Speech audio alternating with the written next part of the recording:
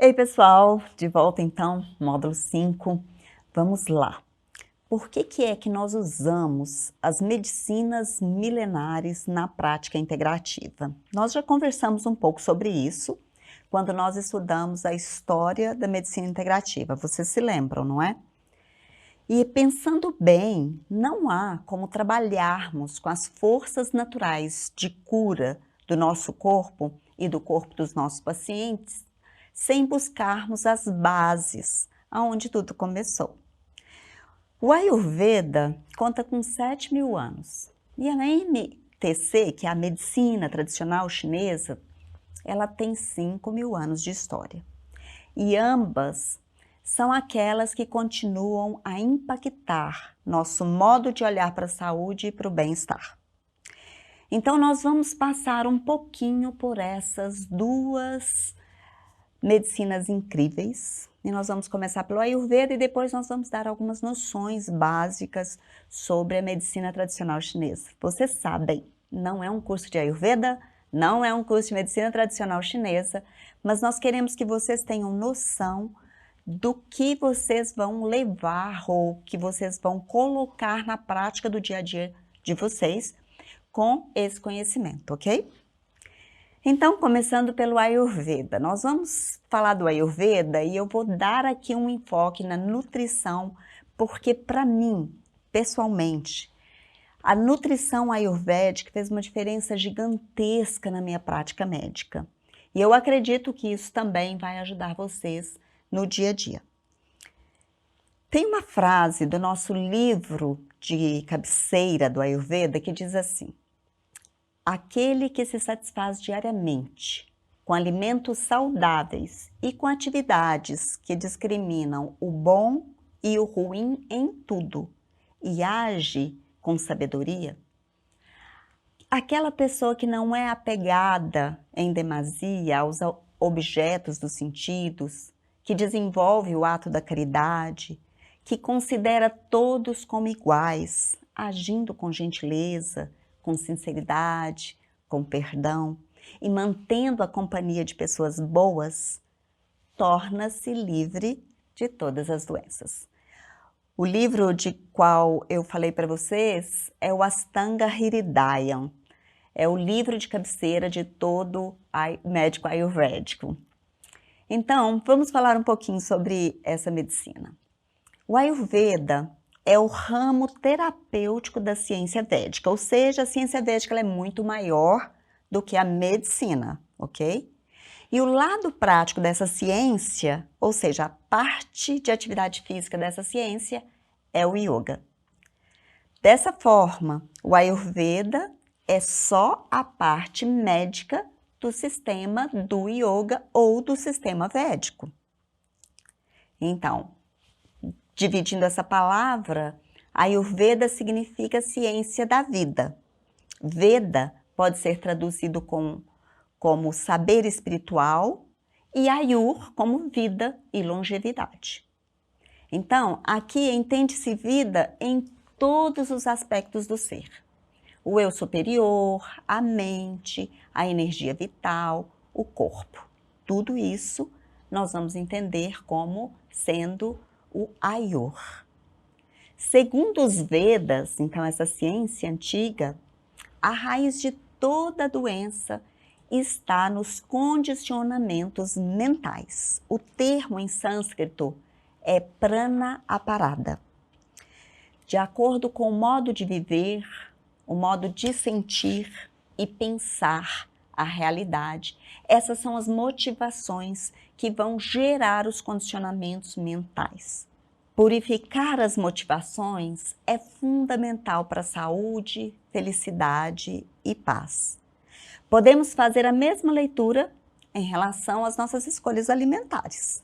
Quando nós, então, conseguimos rever velhos hábitos e despertar nossa consciência para as necessidades de nosso tipo constitucional, esse tipo constitucional em Ayurveda nós chamamos de dosha, nós vamos então trazer mais alegria e bem-estar de um modo que nós jamais imaginávamos possível. E é claro que fazendo isso para nós mesmos, nós vamos conseguir levar isso para os nossos pacientes, no nosso dia a dia, não é? Então, para explicar um pouquinho os doshas, é importante que vocês olhem para esse slide, tá?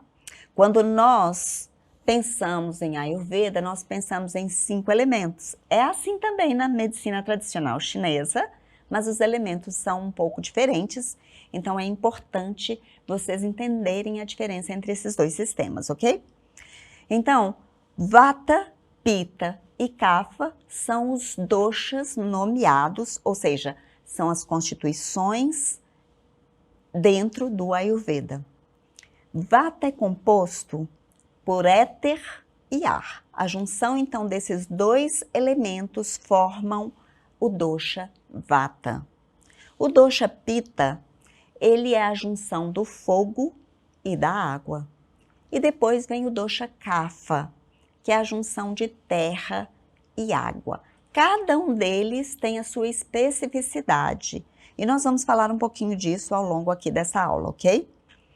O segredo do Ayurveda está na leitura da individualidade. Mas isso não é novidade para nós, certo? Porque toda medicina integrativa e a odontologia integrativa também perpassa esse movimento da individualidade que aqui no nosso método nós demos o nome de personalização. É um dos P's do nosso método, certo? Então, conhecer o tipo constitucional ou dosha vai facilitar o processo de construção de uma rota saudável, seja de um estilo de vida, seja de um estilo alimentar, seja de um modo de olhar para a vida, seja pela escolha das ervas que esse paciente vai usar, os medicamentos adequados para ele, e tudo isso visando a manutenção do equilíbrio. É por meio dessa visão que todo o organismo na natureza vai se constituir de 5 elementos. Então, não só o nosso corpo se constitui de 5 elementos na visão do Ayurveda, mas tudo na natureza se constitui por 5 elementos. E cada elemento na natureza, vamos pensar assim, tem uma constituição específica. Se nós pensarmos numa pedra, nós vamos ver que uma pedra tem mais terra do que éter ou espaço. Mas se a gente pensar num beija-flor, nós vamos ver que ele tem mais éter e mais espaço. Então, tudo na natureza é composto pelos 5 elementos de acordo com essa visão do Ayurveda. E os doshas vão combinar esses elementos, como a gente acabou de fazer aqui e olhar para isso, né? Nós vamos então conhecer o biotipo nato. Esse é o primeiro passo. Então, o que quer dizer isso? Nós nascemos com um dosha que veio lá do nosso papai e da nossa mamãe. E esse dosha, ele é a nossa natureza. Se eu conheço a minha natureza, e nós fazemos isso em Ayurveda, por meio de um questionário. Anotem aí que vocês vão ter um questionário como esse para que vocês possam aplicar no seu paciente, ok? O cuidado prioritário, no entanto, é você entender qual que é o dosha que está perturbado nele. Então, você conhece o dosha de origem para saber como é que ele deve levar a vida. Mas você conhece o dosha desajustado para que você possa começar a tratá-lo por aí. Um exemplo disso. Vamos supor que a pessoa é uma Pitta Vata, como eu. Eu vou dar o meu exemplo. Então, eu sou uma Pitta Vata. Se eu estiver muito perturbada do meu Kapha, eu vou engordar. E aí, não é o Pitta Vata, que é a minha origem, que eu vou tratar. Eu vou tratar primeiro do meu Kapha alterado, para depois eu tratar daquilo que é a minha base.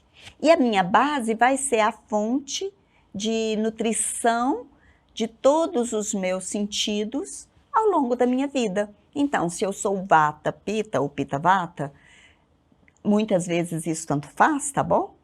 Em algumas, vamos dizer assim, eu vou parar um pouquinho, vou pensar que termo que eu vou dar para isso. Pode ir lá? Alguns estudos vão falar que você tem que priorizar o dosha que aparece mais. Se for assim, eu teria que dizer Pitta, Vata a meu respeito. E alguns estudos vão dizer que isso tanto faz. Então, à medida que eu conheço profundamente os doshas de origem, eu indico para o meu paciente um estilo de vida que é a cara dele.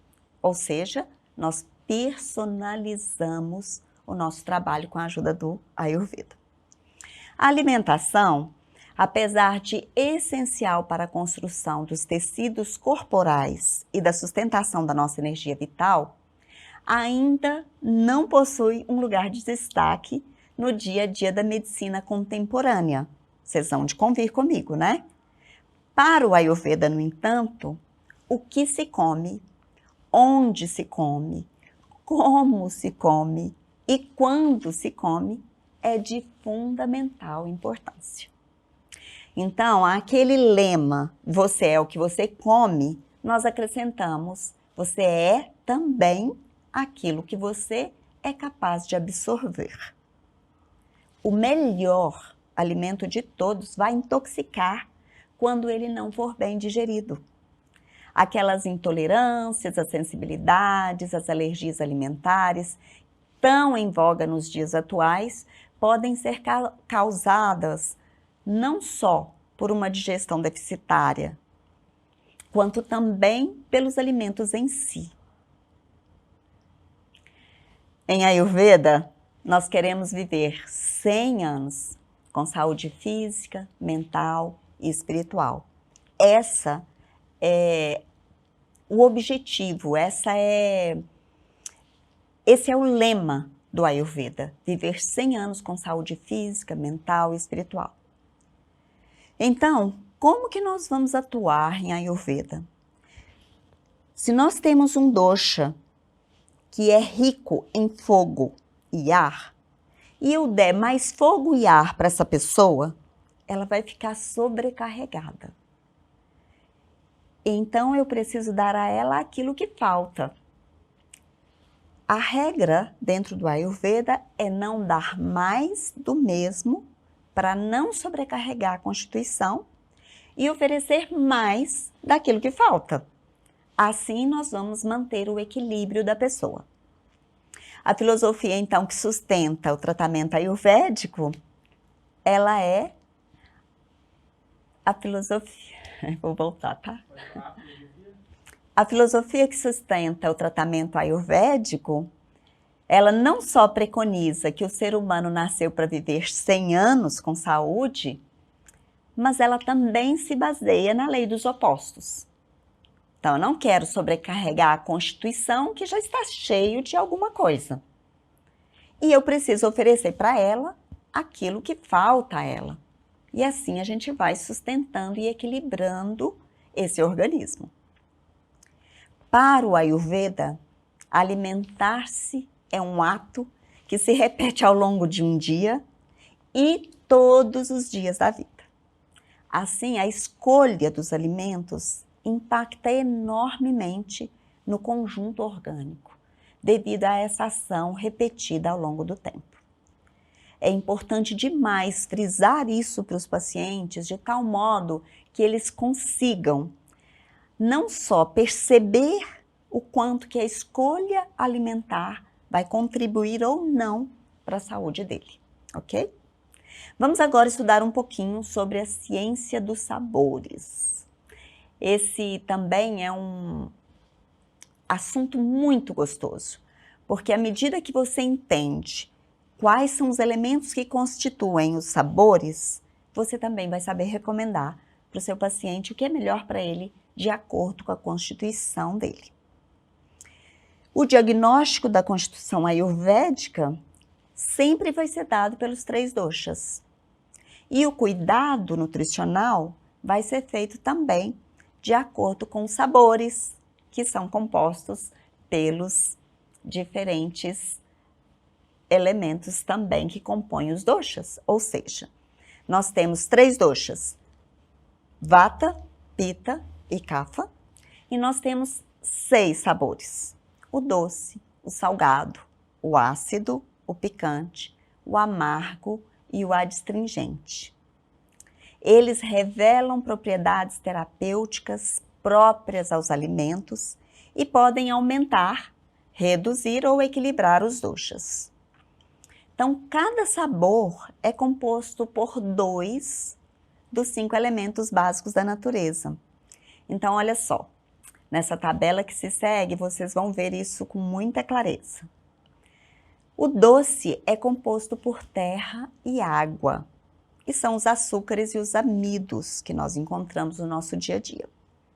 O salgado, ele é composto pelo sal e pelas algas marinhas. Então, o sal, ele tem uma fonte marinha, mas também existe o sal de rocha, e as algas marinhas, que é a junção da água e do fogo. Os alimentos ácidos, eles já são uma junção da terra e do fogo, e eles são compostos por comidas fermentadas e frutas ácidas. O picante é fogo e ar. E aí, muito fácil de identificar, está relacionado com as pimentas, com o gengibre. O amargo, que parece, ao meu ver, né, na vivência de consultório, que é o sabor mais evitado pela maioria de nós, ele é composto de ar e éter. E os representantes desse sabor são jurubeba, jiló, folhas como rúcula. E depois o adstringente, que é terra mais ar. E nós vamos encontrar especialmente naquelas frutas que apertam a nossa boca. Elas contêm tanino. Exemplo disso é uma banana verde. Ela tem tanino suficiente para tirar água da nossa língua. Então, como o adstringente nos desidrata, é um sabor adequado para quem tem muita água. Então, pode ser bom para um pita, pode ser bom para um kapha. Mas é péssimo para um vata, ok? Eu espero que esses nomes estejam fazendo sentido para vocês. Na aula prática, nós vamos falar mais sobre isso, no momento certo, ok?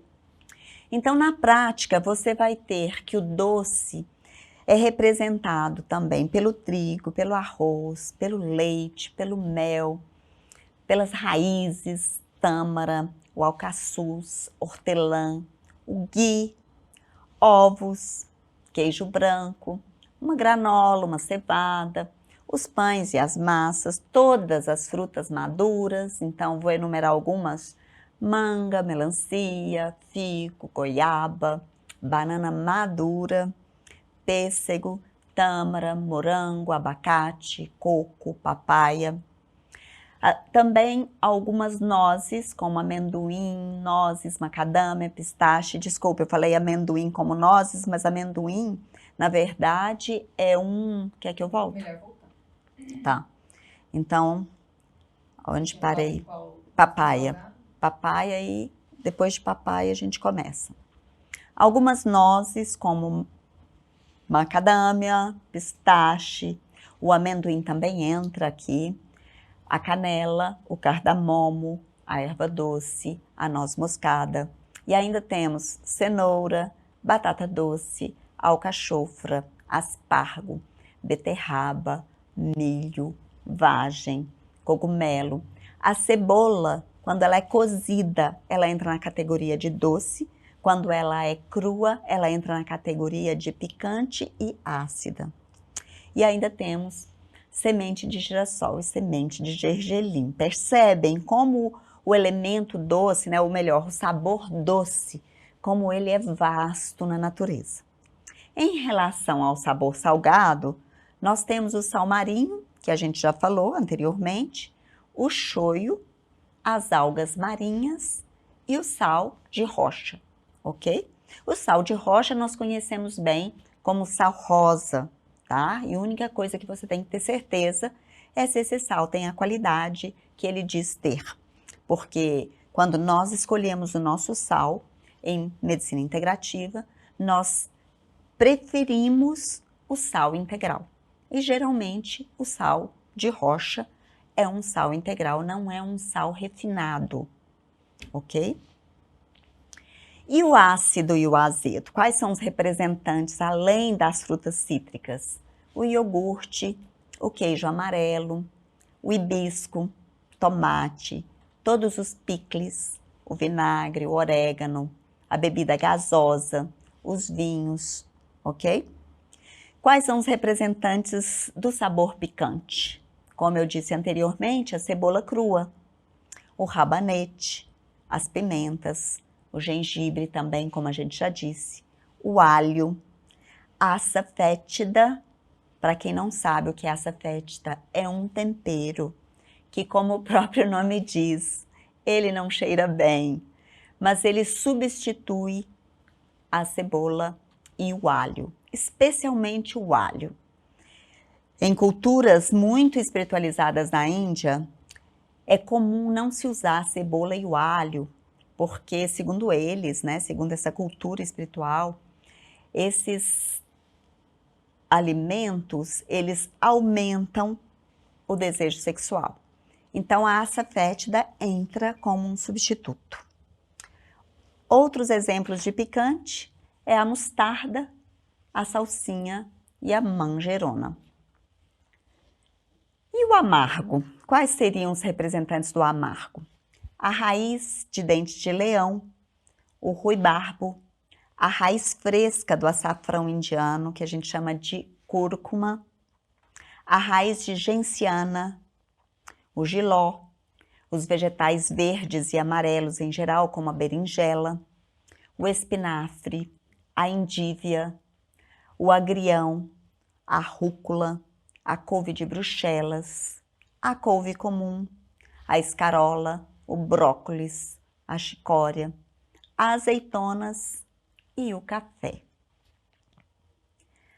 No sabor adstringente, nós temos como os representantes a romã, além da banana verde, a mirra, o açafrão da Índia também, ele se coloca aqui como adstringente, as folhas verdes escuras, os feijões, as lentilhas, a soja e o tofu, o milho, o repolho, a couve-flor, o aipo, a alface, o cogumelo, o brócolis, a ervilha, a cenoura, o chá preto, a maçã, o caqui, a pera, a uva, o mel e a avelã.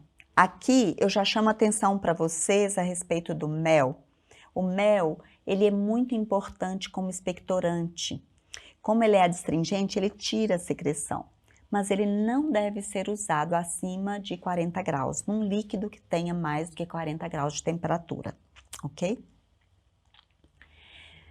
E assim a gente compõe, né, quais os alimentos a recomendar de acordo com a necessidade do nosso paciente por causa do dosha que ele traz em evidência naquele momento. E agora vamos conversar um pouquinho sobre os sabores. Espera lá. Vou tomar água.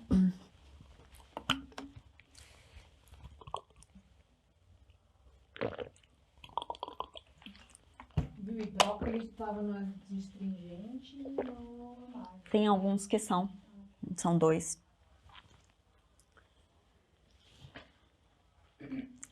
E espero que esse assunto esteja fazendo super sentido para vocês, como faz para mim, pessoal. E agora vamos ver quais sabores são especialmente adequados para cada dosha. O sabor ácido ou picante suave, não picante forte, mas o picante suave, associado ao doce, é o melhor para a constituição vata. Vata é a junção de ar e éter, certo? E o sabor ácido é fogo e terra. E o picante, fogo e ar. Então, nós vamos dar para vata o que vata não tem. Vata não tem nem fogo, nem ar, nem terra. Isso faz com que nós consigamos equilibrar o dosha vata. Vamos lá. O sabor amargo ele é ar mais éter. E ele é o melhor para Pitta. Pitta é o quê? Fogo e água. Então, o amargo, ele vai trazer uma potencial de descongestionar e de limpar a bile e o sangue. Sendo o doce, que é terra mais água, também é útil, porque eles são refrescantes e têm qualidades nutritivas que vão suprir também o Pitta. E o Kapha? O Kapha, ele é terra mais água. O melhor sabor para ele é o picante, que é fogo mais ar. E depois desse picante é o amargo, que é ar mais éter. E, na sequência, o adstringente. Então, o que nós queremos para o Kapha? Nós queremos algo que seja termogênico, porque o Kapha tende a ser mais cheinho, né? Ele é bem estruturado. E nós queremos aliviar também o excesso de água pela adstringência, chupando a água dele. Então, só para a gente ter uma noção mais clara dos doshas, vamos pensar nas constituições. O Vata é aquele magrelo que não consegue ganhar peso, não consegue ganhar músculo. Ele frequenta a academia, ele se dedica, mas ele não tem facilidade de se nutrir. E ele, do ponto de vista mental, é uma pessoa bastante voadinha. É ar e éter, né? Então ele é muito voado, então ele tem muitos pensamentos, ele tem muitas ideias, mas ele não consegue levar as coisas para a prática. Então uma pessoa de constituição Vata, ela apresenta essa estrutura fina, eles são muito friorentos, eles têm muitas ideias, eles vão sempre empreender muito, mas não vão conseguir chegar ao final e concluir todas as tarefas. E com isso eles vão ser pessoas repletas de ansiedade, cheias de preocupação. E se essa pessoa exagerar, por exemplo, no sabor que é semelhante a ela, que é o éter e o ar do amargo, ela vai ter ainda piora de todos esses elementos que já a constituem. E, consequentemente, vai desenvolver gases, ressecamento intestinal, insônia, medos de diferentes naturezas. Então, Vata deve adotar prioritariamente alimentos cozidos e nutritivos, especialmente se estamos no inverno, porque ele vai precisar de construir tecido. Nós até recomendamos que um Vata não tome água, simplesmente, mas uma água saborizada, porque existe uma tendência dessa água construir tecido, enquanto que a água simples entra e imediatamente é eliminada. E à medida que nós vamos dar elementos e sabores mais nutritivos, nós vamos ajudar não só o Vata a construir tecido, mas também a ter uma mente mais quieta, mais calma, ok? E uma pessoa de natureza Kapha? Lembra, Kapha é terra e água. Eu sempre lembro de Kapha como sendo barro. Não sei se isso vai ajudar vocês a memorizar. O Kapha, ele é bem estruturado. Ele tem ossos largos, músculos fortes. E do ponto de vista mental, ele é aquela pessoa bem apegada, saudosista e também friorento. E se ele exagerar naqueles alimentos que têm a mesma constituição que ele, que são terra e água, ele vai ganhar peso e vai ficar obeso e vai desenvolver problemas glandulares como diabetes, aumento do colesterol e ainda vai se tornar, do ponto de vista mental, emocional, não só apegado, mas agora ciumento. E isso vai impactar os relacionamentos dele. Kapha, então, tem uma energia de estagnação. E com isso, nós ajudamos Kapha com alimentos que tiram desse lugar. Então, alimentos de natureza quente, que são os picantes. Eles vão favorecer o catabolismo e aí Kapha vai conseguir obter mais energia e, consequentemente, vai digerir melhor. A combustão do alimento também vai ser possível à medida que nós adicionarmos um pouquinho de fogo para essa constituição tão cafa. Uma pessoa de natureza Pitta vai apresentar intolerância ao calor, uma face vermelha. O Pitta já é, do ponto de vista emocional, uma pessoa prática, decidida, passional, autoritária. Você vê um Pitta andando, você vê que ele é decidido, ele marcha firme, ele vai chegar onde ele deseja chegar. E Pitta, quando exagera nos alimentos picantes, ele sobrecarrega o sangue dele. Aí ele começa a contrair transtornos circulatórios e ainda se torna mais ditatorial e até, muitas vezes, explosivo do ponto de vista emocional mental. Então, Pitta, né, por apresentar, vou falar de novo, Pitta, por representar a própria combustão, deve escolher alimentos frios e crus, especialmente em tempo quente, por exemplo, no verão. Então, pessoal, mais uma questão aqui para vocês, que eu acho que vai ser rico no dia a dia, na prática com o seu paciente. Como é que você vai esquentar ou esfriar um organismo? Eu quero esquentar um organismo quando ele é muito frio, certo? E eu quero esfriar um organismo quando ele é muito quente. Então, os sabores podem resfriar e podem também aquecer o organismo de uma pessoa. O sabor, então, de natureza mais quente, que é o picante, ele é seguido pelo ácido e pelo salgado na categoria quente. O mais frio de todos é o amargo, que é seguido pelo adstringente e pelo doce.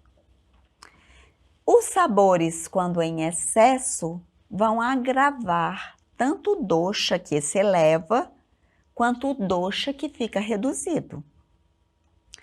Vamos ver se isso faz sentido. Então, se eu agravo um dosha e aumento ele, aquele que está baixo fica menor ainda, ok? A falta de um sabor vai agravar também o dosha. Como eu disse anteriormente, em nossa cultura, raramente nós usamos o sabor amargo, salvo exceções, e eu vejo isso muito entre as pessoas mais velhas, né? Mas a juventude evita o sabor amargo, né? E isso vai acarretar acúmulo de toxinas no organismo, porque o amargo é aquele limpador do nosso fígado, limpador do nosso sistema. E se nós cometemos muitos abusos em relação aos doces, aos salgados, nós vamos realmente precisar dessa limpeza. E aí, lembrar aos nossos pacientes a importância dos amargos e a importância dos adstringentes. Eu vou contar uma história pessoal para ilustrar aqui para vocês. Eu não gostava de amargos de forma alguma e não usava amargos de forma alguma, até conhecer que a minha constituição principal é Pitta e que o amargo me apazigua, o amargo me ajuda em termos de digestão. E então, por aprendizado, né? Porque quando nós temos informação, nós temos poder, eu comecei a praticar o uso dos amargos no meu dia a dia e isso realmente fez diferença positiva para minha digestão. E outras coisas também, né? A doutrina ayurvédica preconiza que a nutrição é favorecida por cada um dos nossos sentidos. Então, ver um prato bem apresentável, cheirar, né, sentir o perfume de um alimento bem preparado, ou à medida que ele está sendo preparado, tudo isso vai aguçar o nosso paladar e vai mobilizar as secreções digestivas que começam lá na boca.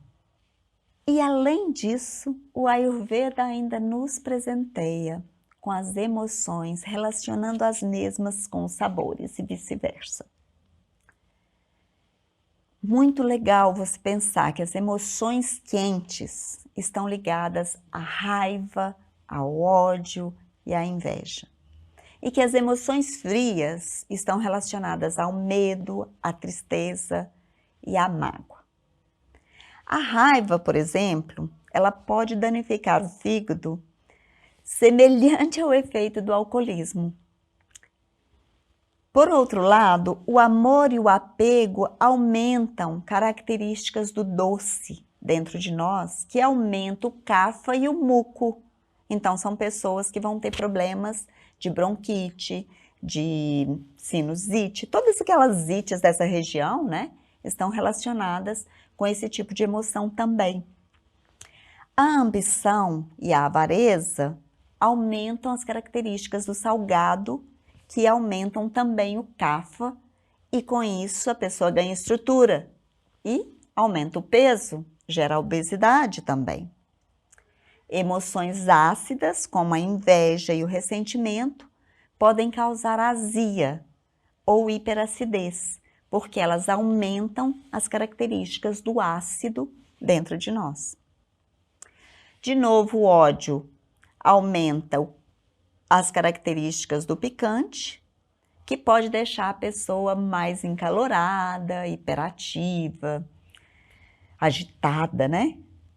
E as emoções amargas, como o desgosto, a tristeza, a dor de perder um ente querido, elas têm um efeito redutor e desgastante, e elas aumentam as características do amargo, ok? E o medo? O medo e o pavor aumentam características de adstringência e causam prisão de ventre, secura, né? Secura no intestino. Essa água do intestino ela é mais absorvida e a pessoa vai ter fezes muito duras e também vai causar tensão muscular. O Ayurveda utiliza essas abordagens todas que nós acabamos de conversar sobre elas e outras formas de tratamento, além, né, do que nós acabamos de falar aqui. Então, a nutrição é muito importante, mas também ela utiliza terapias purificadoras, como é o caso dos panchakarmas. Esse é um assunto para uma aula exclusiva de Ayurveda. Também utiliza as massagens, utiliza medicamentos à base de ervas, de metais, utiliza a prática do yoga e também a meditação. Tudo isso compondo essa linda prática que eu considero que é o Ayurveda. Então vamos lá para os fundamentos da medicina tradicional chinesa. Essa também é uma cultura milenar. E aqui nós também somos presenteados por 5 elementos: o fogo, a terra, o metal, a água e a madeira. Esses são os 5 elementos da medicina tradicional chinesa. Uma das bases filosóficas da medicina chinesa prevê que os fenômenos do universo são produtos do movimento e da mutação desses 5 elementos que acabamos de dizer aqui. Os chineses antigos adquiriram conhecimento desses elementos por meio de uma longa observação da natureza e atribuíram certos valores a cada um deles. E essa teoria se fundiu com aquela do Yin e Yang e juntas elas se tornaram um importante pilar da fundamentação teórica da MTC. Muitas vezes vocês vão escutar a gente falando MTC, que significa Medicina Tradicional Chinesa, ok? A relação entre os elementos baseia-se em 2 aspectos que se apoiam mutuamente para propiciar a harmonia. Então, o ciclo de geração, que vocês vão visualizar como a setinha vermelha nessa foto, essa seta mais grossinha, e o ciclo de dominância, que é o ciclo de controle, que vai estar representado aqui por essas setas azuis no interior dessas figuras aí do fogo, terra, metal, água e madeira, ok?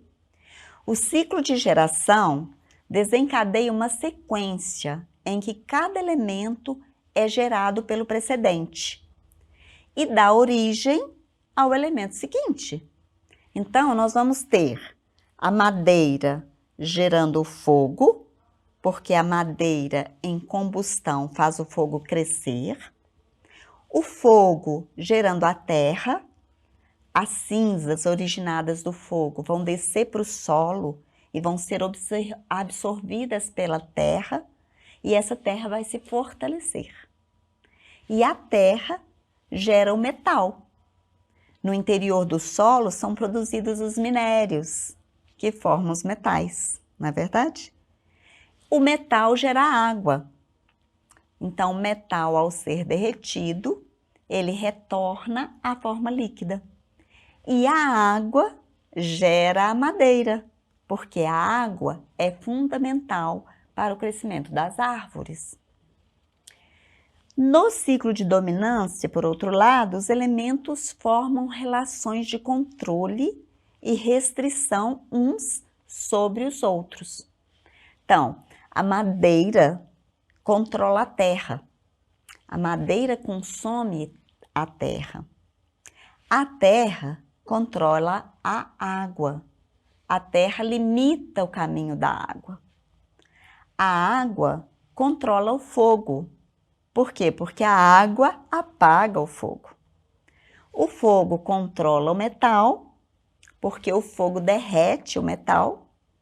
E o metal controla a madeira, porque o metal corta a madeira. As relações, então, de geração e de dominância vão assegurar o equilíbrio entre os elementos e a normalidade dos seus processos. No caso do corpo humano, vai garantir o seu funcionamento fisiológico adequado, que nós chamamos de saudável. Como os 5 elementos demonstram essa estreita interdependência, o desequilíbrio de um vai repercutir sobre todo o sistema.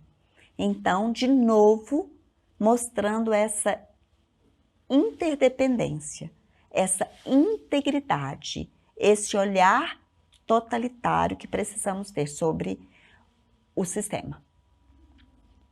Os 5 elementos também, eles podem ser compreendidos em função das estações do ano. Aliás, as medicinas milenares olham para os ciclos anuais. Nós não conversamos sobre isso lá no Ayurveda, mas faz parte também dessa aplicação, dessa teoria, ok? O inverno é a estação da água. A água é a fase associada ao inverno, em que prevalece a força do yin, relacionada a um comportamento introspectivo.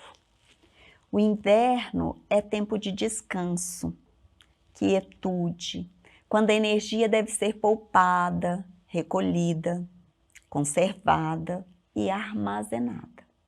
Devemos hibernar para poder explorar as próximas estações. Na sequência vem a primavera. A madeira está associada à primavera. Estação em que as plantas florescem, né? Tudo fica bonito. É a força yang, é a força de expansão. Essa é a força que prevalece nesse período e trata-se de uma fase com energia quente, alegre, bem-humorada, colorida e explosiva. Ela está associada ao vigor, à juventude, ao crescimento e ao desenvolvimento. E na sequência, nós vamos chegar no verão, com uma energia muito similar à energia da primavera, também expansiva, criativa, simbolizada pelo fogo, com essa força yang no ápice dela, né? E essa energia vai estar associada ao amor, à compaixão, à generosidade, à alegria e a abundância. Nós temos uma não estação, mas um momento chamado interlúdio dentro dessa visão, que é o momento perfeito de equilíbrio entre o yin e o yang. Ele está estabelecido, mais exatamente, no final do verão, e ele traz um momento bastante peculiar no conceito da medicina chinesa. Trata-se de quando há um equilíbrio tal em que a intensidade do fogo diminui, transformando-se em energia da Terra. A sensação aqui é de bem-estar e de plenitude, para depois nós chegarmos no outono.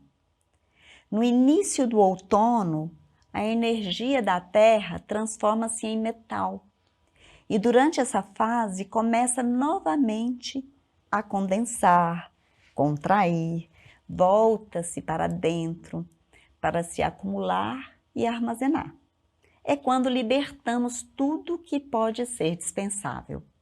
Da mesma forma que as árvores dispensam as folhas com o intuito também de poupar sua essência.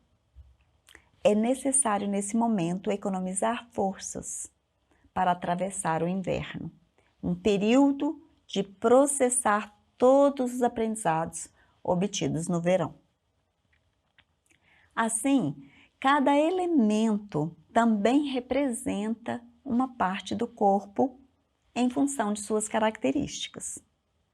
Esse entendimento fornece aos terapeutas em medicina chinesa a compreensão tanto das doenças quanto do jeito de tratar essas doenças. Então, nesse slide vocês estão vendo quais são os órgãos que representam cada um dos elementos.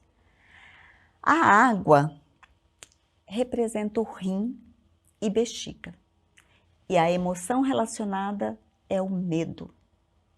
A madeira representa o fígado e a vesícula, e a emoção relacionada é a raiva. O fogo está lá no coração e no intestino, especialmente no intestino delgado, e a emoção é a alegria. A terra está relacionada com baço, pâncreas e estômago, e a emoção é a preocupação. O metal, o elemento metal, está relacionado ao pulmão e ao intestino grosso, e a emoção aqui é a tristeza. Quando falamos nos 5 elementos, falamos também sobre os sentimentos ligados a eles, como vocês acabaram de perceber. Na MTC, acredita-se que 5 emoções maiores originam as menores, e quando em excesso ou falta, podem afetar o funcionamento psíquico, fazendo com que surjam inúmeras síndromes energéticas e patologias. Essas 5 emoções, então, são, vou repetir para vocês, isso é muito importante que vocês memorizem, ok? O medo ligado ao rim, a alegria ligada ao coração, a tristeza ligada ao pulmão, a preocupação ligada ao baço e a raiva ligada ao fígado. É indiscutível que o medo é importante para a proteção do ser humano. Mas quando nós nos sentimos ameaçados, acuados e instintivamente corremos ou enfrentamos o que tenta nos agredir, são ações que asseguram a nossa sobrevivência. Por outro lado, se a gente deixar o medo nos afetar excessivamente, nós vamos ter uma alteração direta no rim. Muitas vezes pode ser o excesso, outras vezes pode ser ao longo do tempo, muito tempo sentindo aquela emoção. Passar por situações de medo constante, como aquele vivido diariamente por populações em zonas de conflito, prejudica não apenas o funcionamento do rim, mas também o funcionamento psíquico e emocional da pessoa que está passando por aquele evento, por aquela situação. O medo pode afetar o coração e a consciência, chamada Shen, na medicina chinesa, manifestando-se na forma de fobias e alterando a livre circulação da energia, chamada Qi. E isso pode causar queda de cabelo, diminuição da energia, problemas nos ossos. 2 sintomas comuns dessa desordem incluem a incontinência urinária e a incontinência fecal, resultado da liberação esfincteriana. Não é difícil imaginar uma pessoa que, vivendo uma situação traumática, quando o medo é muito intenso, ela deixa escapar a urina. Vocês já devem ter passado por isso em alguma situação e até visto alguns animais de estimação passar por isso, não é? Justamente isso acontece em função desse sentimento que chega a ser incontrolável. Vamos agora abordar a alegria. Parece que alegria em excesso sempre é bom, não é? Mas não é verdade aqui. A alegria em excesso pode criar um estado de grande excitação, que vai consumir energia, vai consumir o Qi e, consequentemente, afetar o coração.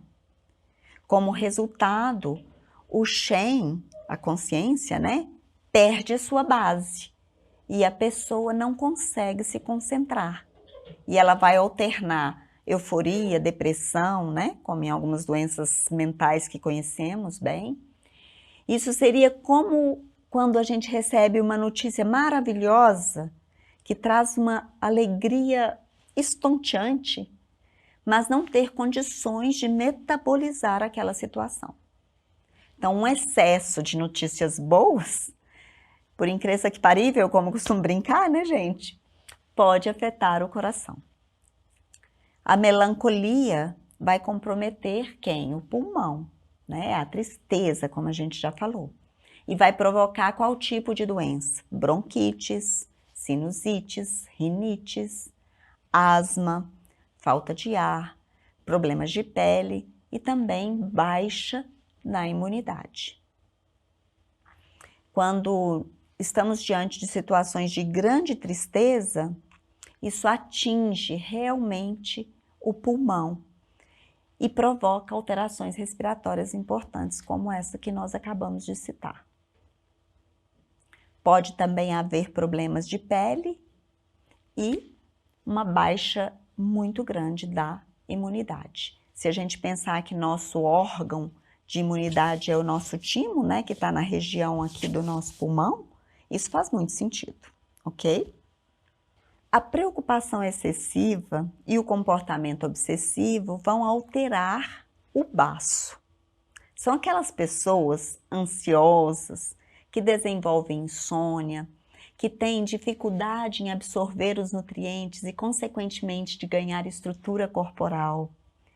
E esses sentimentos vão alterar o baço, que é o órgão responsável pelo transporte e pela transformação do Qi, ou seja, da energia.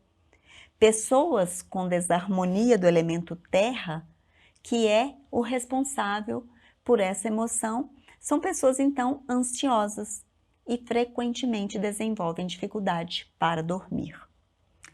E esse desequilíbrio pode chegar a alterar a fisiologia natural da absorção dos nutrientes alimentares.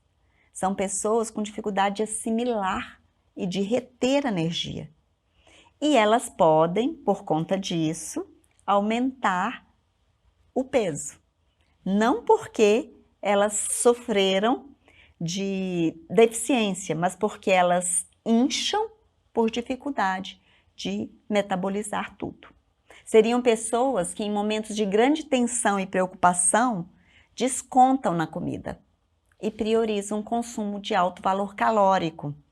E aí elas vão ter uma baixa nutricional e, consequentemente, ganhar peso. A raiva, por outro lado, a gente já viu, afeta o fígado e vai causar irritação, dor no peito, distensão abdominal, desmaios. Ela leva à alteração do fígado e prejudica o fluxo do qi, o fluxo da energia. Os sintomas associados a esse estado são também desmaios, como eu disse, opressão torácica, dor no peito, abdômen distendido, tudo isso que talvez não seja, né? A gente brinca uma coincidência que o personagem Incrível Hulk, cujo poder aumenta à medida que não consegue controlar a raiva, seja verde, personificando então o elemento madeira. Desse modo, quando uma pessoa adoece, não basta saber quais sintomas se manifestam em seu corpo físico. Essa seria uma forma imediatista e ilimitada de compreendermos um processo patológico. É importante contextualizar todos os sintomas, juntamente com os sentimentos que o paciente apresenta, olhar também qual a estação do ano em que tudo isso está se manifestando e observar também os ciclos de geração e controle dos 5 elementos. Para refletirmos sobre o desenvolvimento do raciocínio clínico, imaginemos uma pessoa com excesso do elemento fogo. Ela vai procurar um tratamento no verão, ela vai vir furiosa, com uma patologia que gera calor no corpo, como é o caso de uma dermatite de contato.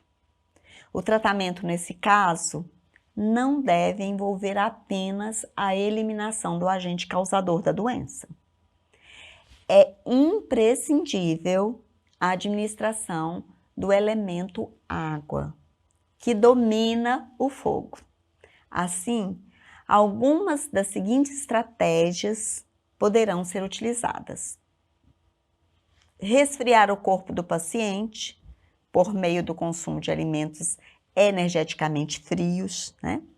Como alface, tomate, tangerina. Outra opção, usar alimentos anti-inflamatórios que vão diminuir o calor interno, como, por exemplo, semente de chia.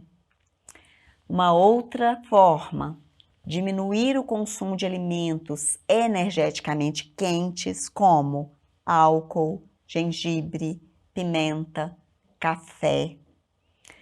Uma outra forma, resfriar a região lesionada, com uso de água abundante. E, em quinta posição, utilizar pontos de acupuntura que diminuam o fogo interno quando nós estamos diante das agulhas, né? E podemos fazer uso delas no tratamento do nosso paciente.